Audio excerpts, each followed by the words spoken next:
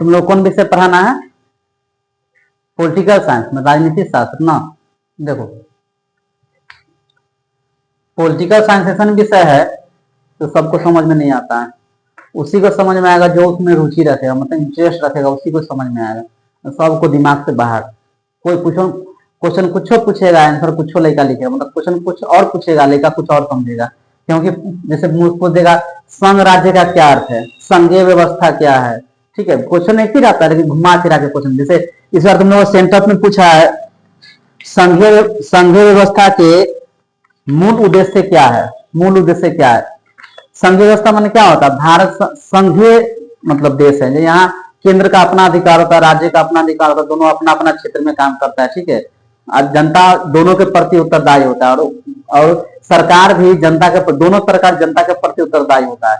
देखो ये सब क्वेश्चन है। क्षेत्रीय राजनीति के रूप में मान्यता हेतु मान्यता प्राप्त आवश्यक शर्तें बताइए। आवश्यक शर्त क्या है? कोई भी मतलब किसी राज्य की जो पार्टी देखिए छोटा दल होगा, क्षेत्रीय पार्टी की मान्यता कब होगा, ठीक है, उसी के बारे में लिखना है कि उसके राज्य में कुछ विधायक हो, सांसद हो, ठीक है।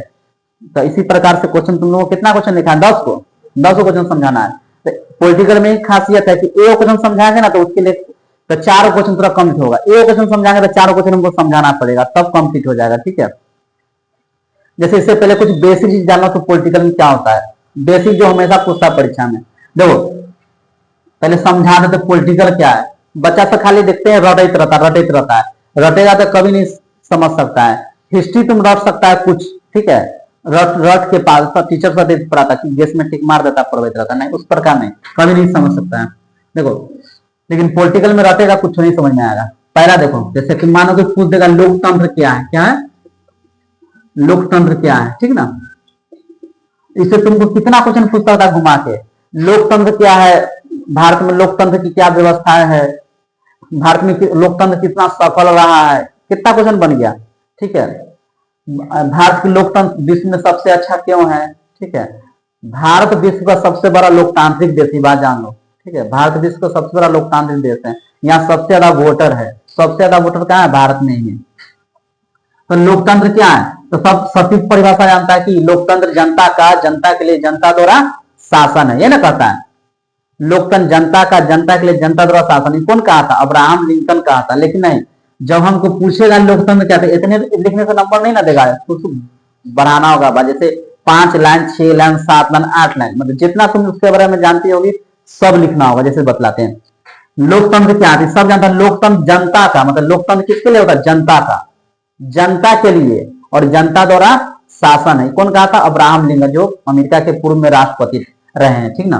तो इसको कैसे लिखेंगे आंसर कि लोकतंत्र जनता के लिए होता है, ठीक है। लोकतंत्र में जनता ही मालिक होती है, जनता जिसे चाहे हरा सकती है और जिसे चाहे जिता सकती है। लेकिन लोकतंत्र में मालिक कौन होता है? जनता। इन्हें की नेता नहीं होता, चाहे कोई सरकार नहीं होता है, जनता के हाथ में इतना पावर होता है लोकतंत्र में कि किसी को भी प्रधानमंत्री बना सकता है और किसी को भी प्रधानमंत्री पद से हटा सकता है, ठीक है। जैसे किसी को भी मुख्यमंत्री बना सकता है, किसी को एमपी बना सकता है, विधायक बना सकता है। जैसे कि केंद्र में किसका सरकार है? मोदी की सरकार है, मोदी प्रधानमंत्री है ना।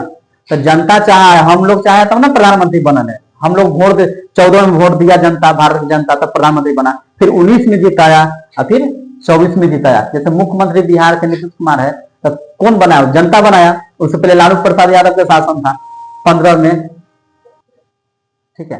तो बता रहे थे कि जनता में, लोकतंत्र में जनता ही मालिक होती है, ठीक ना। जब इसका क्वेश्चन पूछेगा ना तो लोकतंत्र क्या है, लोकतंत्र में जनता ही मालिक होती है, जनता का ही शासन होता है। जनता चाह रही तभी कोई जीतेगा, और चाह लेगा किसी को हराना तो किसी को हरा देगा। क्लियर?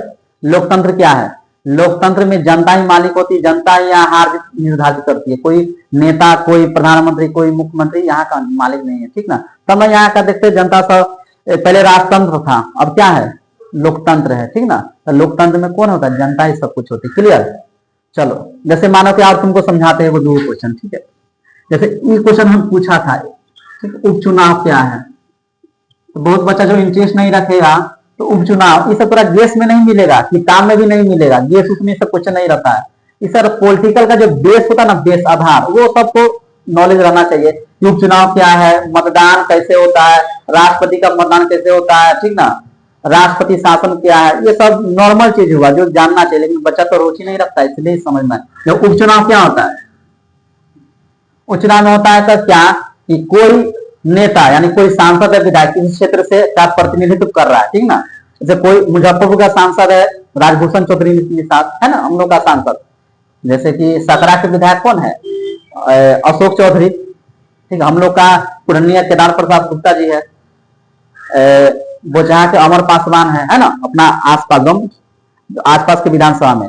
अगर किसी कारण से उपचुनाव कब होता है, जब किसी कारण से उस नेता की सदस्यता चली जाए, ठीक है, या उसकी मृत्यु हो जाए किसी कारण से, या हाल ही फिलहाल में देखिए उपचुनाव हुआ 4 गो सीट पर, बेलागंज में हुआ, इमामगंज में हुआ, तरारी में हुआ, रामगढ़ में हुआ। तो क्यों हुआ, क्योंकि वहां का जो विधायक था ना वो बन गया सांसद बन गया, तो वो सीट खाली हो गया, तो वहां उपचुनाव हुआ। जैसे बिहार विधानसभा में सीट कितना है, देखो 243, तो कुछ ऑब्जेक्टिव पूछ सकता है, बिहार विधानसभा में कितना है, विधानसभा की सीट मतलब 243 है, कितना है 243 विधायक है, ठीक ना। और यही विधायक है ना, विधायक का जो विधानसभा चुनाव 25 में आएगा, 1 साल बाद आने वाला है, वो तो मुख्यमंत्री के चुनाव क्या होता है, मुख्यमंत्री के चुनाव, ठीक है। और जो इससे 5-6 महीना पहले व 5 महीना पहले किसका चुनाव आता, प्रधानमंत्री, मतलब लोकसभा चुनाव आता। कथी हुआ था, लोकसभा, मतलब उसको आम चुनाव कहते हैं, आम चुनाव, समझ गए। अब बिहार में हम लोग का होने वाला चुनाव, यानी कि अगले साल सितंबर अक्टूबर में होगा, तो कौन होगा, विधानसभा का चुनाव, वो मुख्यमंत्री के लिए होगा। और लोकसभा किसके लिए होता है, प्रधानमंत्री के लिए। इस ऑब्जेक्टिव में आएगा क्वेश्चन, जैसे बिहार में विधानसभा सीट कितना 243, ठीक है, और चुनाव भी है तो चुनाव से संबंधित क्वेश्चन ठीक ठाक रहेगा। लोकसभा सीट कितना है पूरा देश में, 543 है ना। पूछेगा बिहार में विधान परिषद का सीट कितना है, विधान परिषद का सीट कितना है 75, कितना है 75।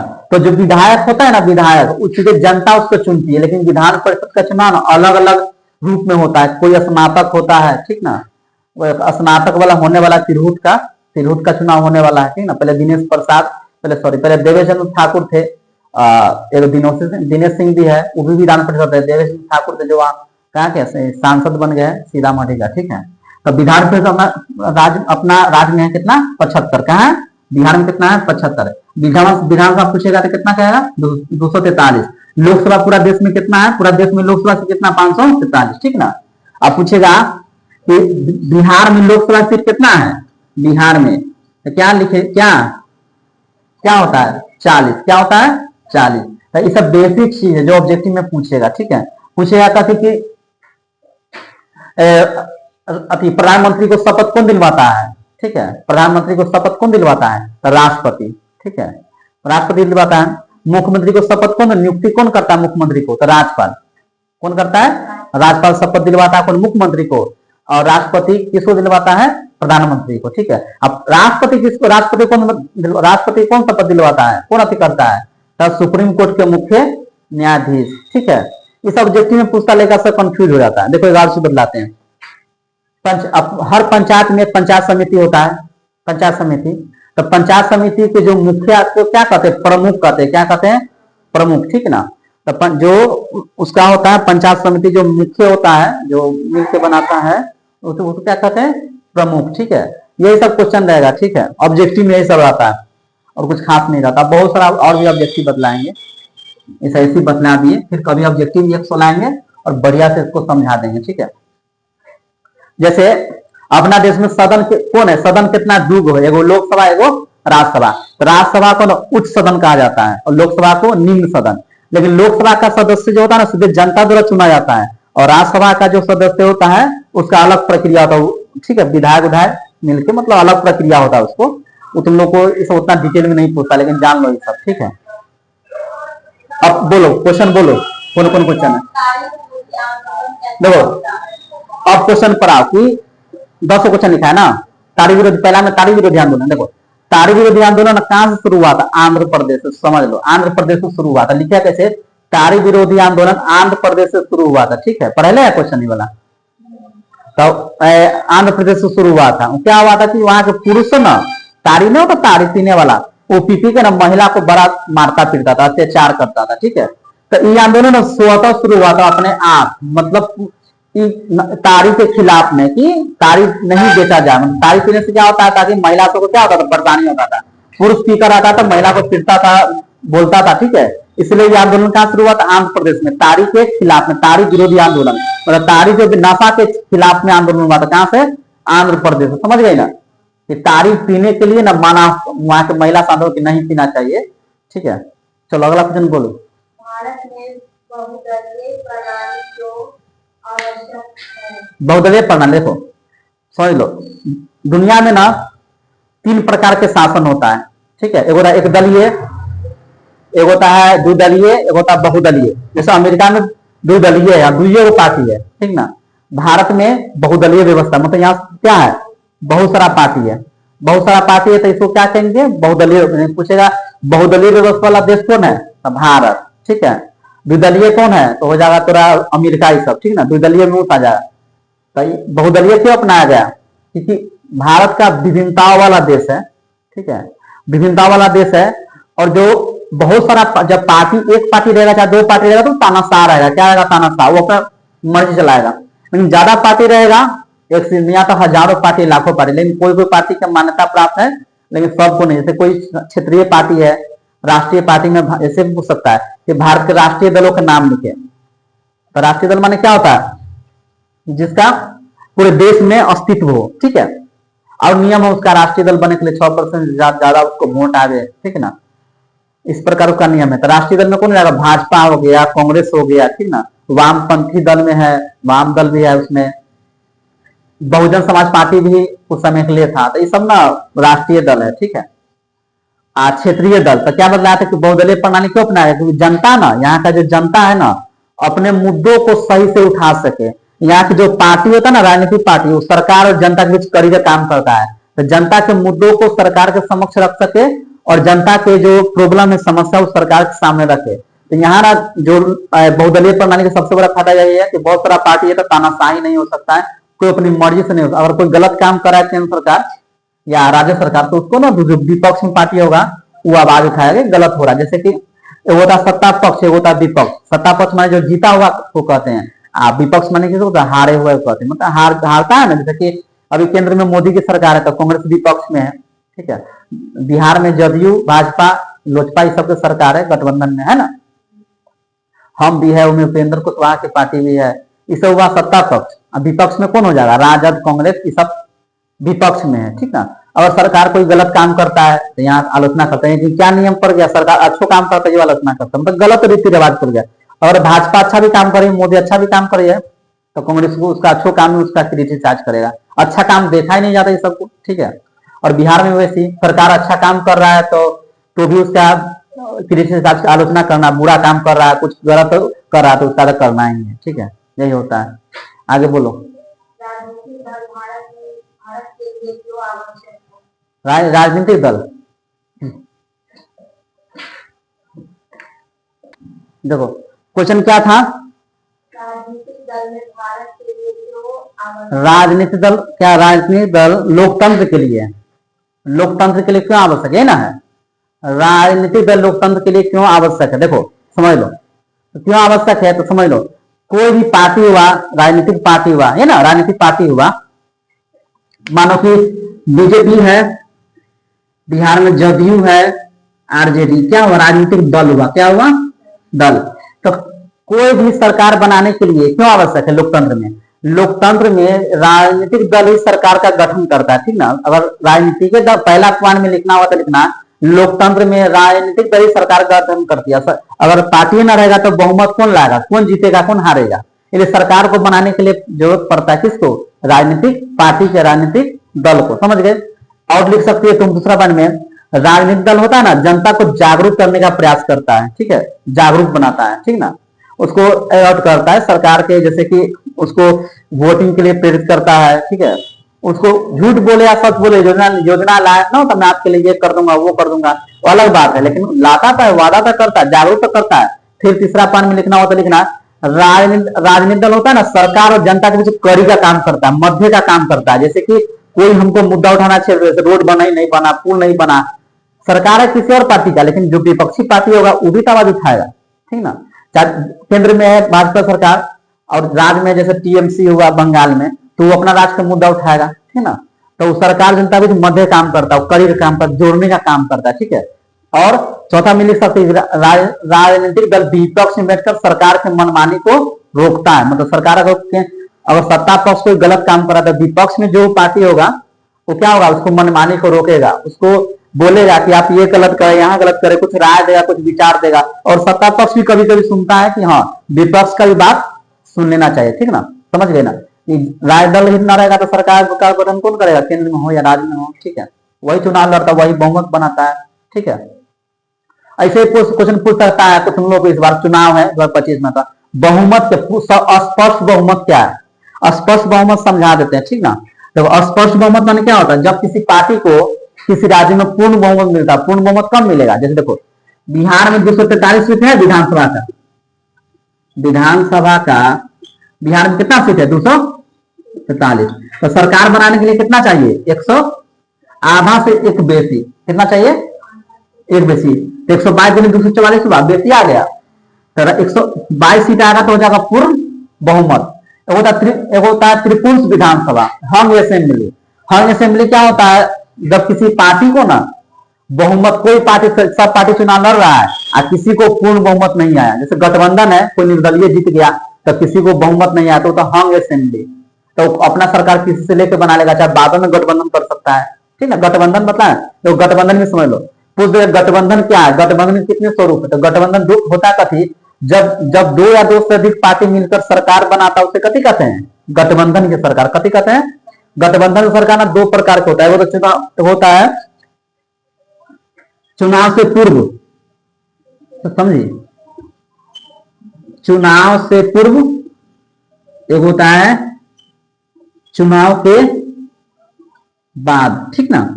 चुनाव से पूर्व मतलब पहले गठबंधन करके चुनाव लड़ेगा, और चुनाव के बाद मतलब बाद में जब चुनाव हो जाएगा, ठीक ना, तब बाद में गठबंधन कर लेगा, किसी को बहुमत ना आएगा, ठीक ना। पहले होता है चुनाव के पूर्व पहला में, दूसरा में चुनाव के बाद। अब देखो जैसे मानो कि झारखंड में चुनाव है हुआ है 20 तारीख को संपन्न हुआ दोनों चरण का महाराष्ट्र में, तो झारखंड में 81 विधानसभा सीट है, सरकार बनाने कितना सीट चाहिए, आधा से बेसी, आधा कितना होगा,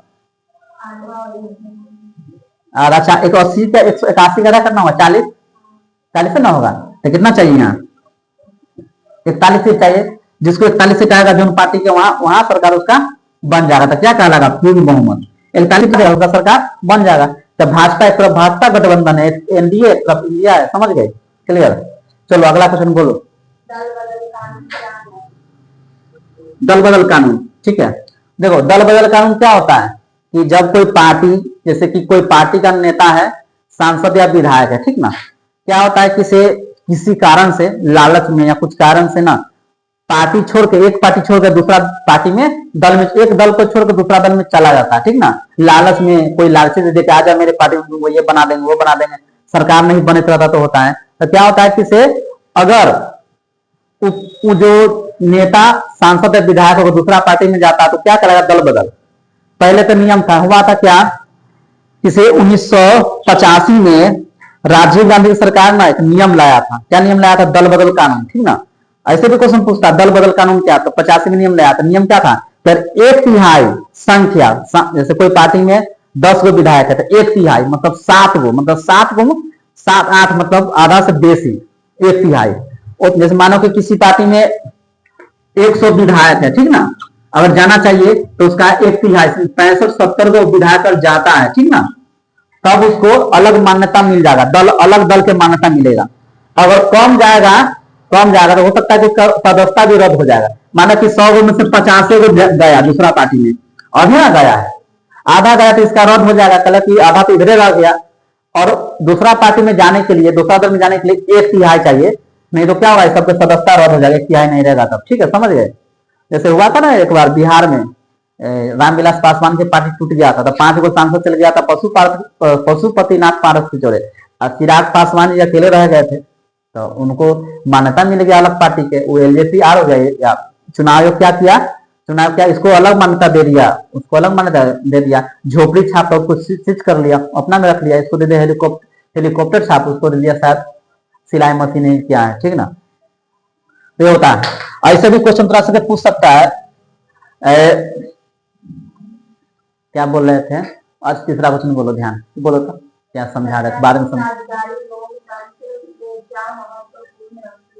सत्ता की साझेदारी, देखो सत्ता की साझेदारी मतलब क्या होता है? कोई भी पार्टी चुनाव के लिए लड़ता है, सरकार बनाने के लिए लड़ता है ना, कि हाँ हम सबका उद्देश्य होता है किसी प्रकार से सत्ता हासिल करना, ठीक है, चाहे कोई भी पार्टी हो, तो उसका मकसद पहला उद्देश्य होता है सत्ता प्राप्ति करना। और सत्ता प्राप्ति करने करेगा तब ना वो अपना सरकार चलाएगा, पब्लिक का सेवा करेगा।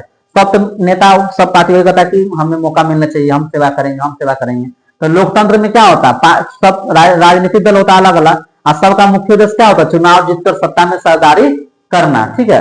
और लोकतंत्र में यही होता है, ठीक ना। अब कोई पार्टी हार जाता है, कोई पार्टी जीत जाता है, जीतता है तो सत्ता पक्ष होता है, हारता है विपक्ष होता है, ठीक है। यही पूछना है, बोलो। केंद्र शासित, देखो केंद्र शासित राज्य में क्या होता है समझ लो, कुछ नहीं, क्वेश्चन पूछ सकता है, डीवीआई क्वेश्चन। केंद्र शासित माने क्या होता है कि ऐसा राज्य जहां केंद्र सरकार के अंदर में हो, ऐसा सरकार जहां केंद्र सरकार का अधिकार हो, ठीक ना, वहां केंद्र सरकार का प्रशासन रहेगा, और केंद्र सरकार के वो राज्यपाल भी रहेगा, वहां अपना राज्यपाल के हिसाब से अपना प्रशासन पूरा पकड़ रखेगा। मतलब केंद्र सरकार के अधीन जो राज्य रहता है ना, वो केंद्र शासित राज्य कहलाता है। होता है कि पूर्ण राज्य का दर्जा प्राप्त, जैसे बिहार को पूर्ण राज्य का दर्जा प्राप्त है, तो केंद्र सरकार डायरेक्ट इंटरफेयर नहीं कर सकता, मतलब डायरेक्ट यहाँ कोई दबाव नहीं बना सकता। लेकिन हाँ केंद्र सरकार, केंद्र शासित प्रदेश दिल्ली हुआ, ठीक है, अब जम्मू कश्मीर बन गया, ठीक है, केंद्र शासित प्रदेश। फिर तुमको चंडीगढ़ होता है, ये सब केंद्र शासित में आता है। अंडमान निकोबार द्वीप समूह लक्षद्वीप सब ना केंद्र शासित में आता है, तो केंद्र सरकार का ही चलता है, ठीक है। वहां दिल्ली में मुख्यमंत्री अरविंद केजरीवाल है, लेकिन प्रशासन पर उसका कोई पकड़ नहीं है। जितना भी प्रशासन है सब वहां राज्यपाल रहता है, उपराज्यपाल उसको उपराज्यपाल, और वही उसका सरकार चलाता है, ठीक है। चलो अगला क्वेश्चन बोलो। लैंगिक असमानता क्या होता है कि जब, ये भी क्वेश्चन ठीक ठाक है, एकदम हल्का है, जब समाज में लिंग के आधार पर भेदभाव किया जाता, मतलब महिला और पुरुष में भेदभाव किया जाता पहले ना, जब महिला और पुरुषों में लिंग के आधार पर भेदभाव किया था उसको कथी कहते हैं? लैंगिक असमानता, ठीक ना। वो और क्वेश्चन हुआ रंग भेद। रंग भेद पहले होंगे, जब समाज में, जब किसी देश में समाज में जब रंग के आधार पर भेदभाव किया था उसे कथी कहते हैं? रंग भेद। जैसे अफ्रीका में हुआ था, अफ्रीका में होता था ना, तो गांधी जी गए थे, गांधी जी को ट्रेन से अति भी किया गया था, रंग भेद का उनके साथ अत्याचार भी किया गया था, मतलब उनको ट्रेन से हटा दिया गया था, मतलब ऐसे कदम फेंक दिया गया था, ठीक ना। तो रंग भेद वहां तक काला लोग को ना वोट देने का अधिकार भी प्राप्त नहीं था वहां अफ्रीका। अमेरिका में अभी भी तुम रंग भेद होता, वहां गोरा कला में लड़ाई है, वहीं अपना यहाँ जाति वाला है ना, जाति व्यवस्था धर्म ये सब, तो वहां वो सिस्टम है, वहां अपना सबसे ज्यादा वो वहां करता, अपना जाति वहां रंग भेद है। रंग भेद वहां गोरा कला को नहीं देख मांगता, कला गोरा को नहीं, दोनों में लड़ाई होते रहता है, ठीक है। समझ गए? केंद्र शासित कभी कभी समझा लिंग समानता और लिंग असमानता, मतलब महिला और पुरुषों में लिंग के आधार पर जो भेदभाव किया जाता है, सोचता है कि भारतीय समाज पितृ सकारात्मक समाज न रहा है शुरू से, तो यहाँ टकराव होते रहता है ना, महिला को थोड़ा कम आंका जा रहा है, ऐसा चाहे भी। आगे बोलो।